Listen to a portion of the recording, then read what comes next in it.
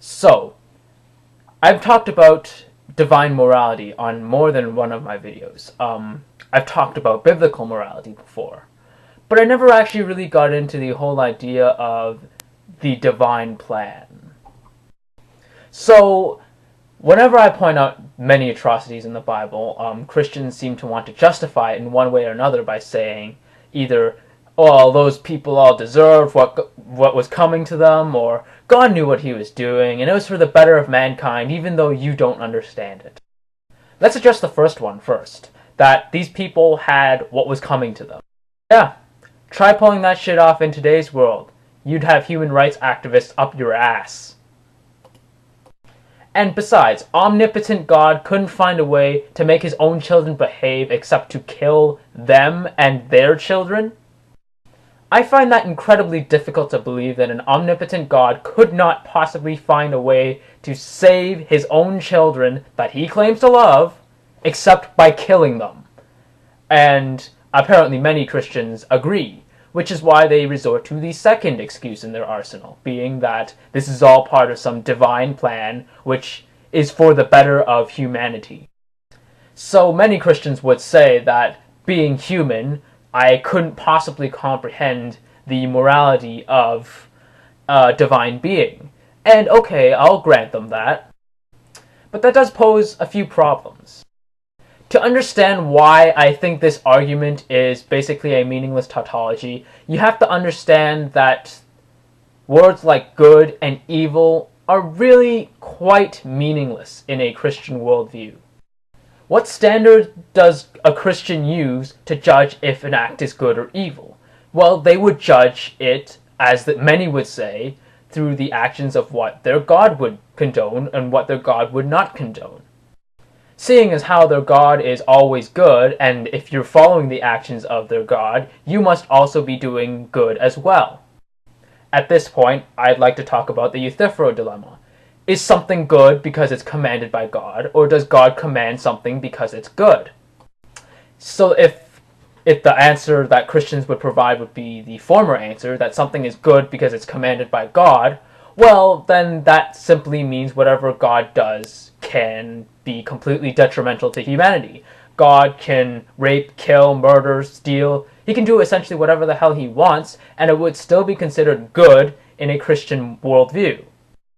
If the answer is the latter, then that would mean that God doesn't set the standard for what is good and evil. He's only following orders, and he's only helping the process along. And let's be honest, Christians would rather cut off their own ballsack than admit that the idea of good and evil is judged by something outside of their God. Christians are extremely uncomfortable with the idea of knowledge outside of the boundaries of God. After all, God is supposed to be omniscient.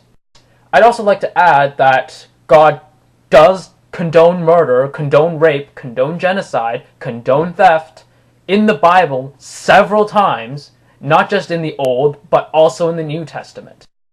So if God is always good, and if the actions he always does is supposedly good, does that mean that we should follow his actions and say that murder and genocide are good? Then Christians will respond by saying, well, that's God, not humans. God always does something for the greater good, for the greatest good. And even though we don't understand it, he will always do something for the greatest good. I think you guys are kind of getting why I brought up the Euthyphro dilemma earlier. It's because if God is truly good, and we should be following what God does, then we should be committing murder, and we should be committing genocide. But Christians will, for the most part, hopefully disagree with that, and they will use this excuse that God's morality is higher than ours, and this is all part of some divine plan. But that would mean then that God's morality is something we shouldn't follow. So Christians, you can't have it both ways. Either God's morality is the source of our morality, in which then murder, rape, genocide would be perfectly justifiable under just about any circumstance, as long as we say it's in the name of God, or God's morality is not the source of our morality. and that would render your whole argument that we need to believe in God in order to be moral completely falsified. And if God's morality is not the source of our morality, and then therefore there should be no reason why we should go along with his whole divine plan in the first place. When it comes down to it, God's divine plan has no factual basis that it is for the greater good of humanity, except for God himself telling us that it is for the greater good of humanity. If God's intelligence and reasoning is supposedly much higher than ours, then it could work both ways. It can be extremely beneficial to humanity, or it can be extremely detrimental to humanity as well. But Christians make the false assumption that whatever God says is automatically what's best for humanity. And this is a false assumption because there is no possible way to verify whether this is true or not. The standard in which Christians use to calculate whether something is morally successful or not is God himself. I'll try and clarify this with an example. Stephen is the epitome of good. Well, why is Stephen good and not evil? Well, it's better to be good than to be evil. What does it mean to be good? Well, it means to exhibit the moral characteristic of Stephen. Why is Stephen good rather than evil again? Well, because to be evil is not as good as to be good. What does it mean to be evil, though? Well, it means to not exhibit the moral characteristic of Stephen. Round you go.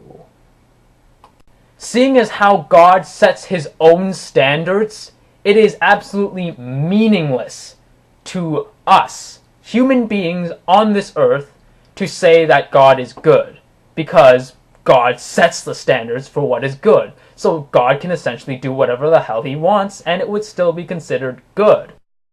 This also works for the divine plan argument as well, seeing as how morally successful an action is or isn't is determined by the standard of moral success declared by God. It means nothing. Yikes, this video is a lot longer than I intended it to be, but I hope you guys didn't get too bored. If you have any questions, concerns, comments, criticisms, anything else except flaming and trolling, then let me know down below. Thanks for watching, and may the truth always be heard.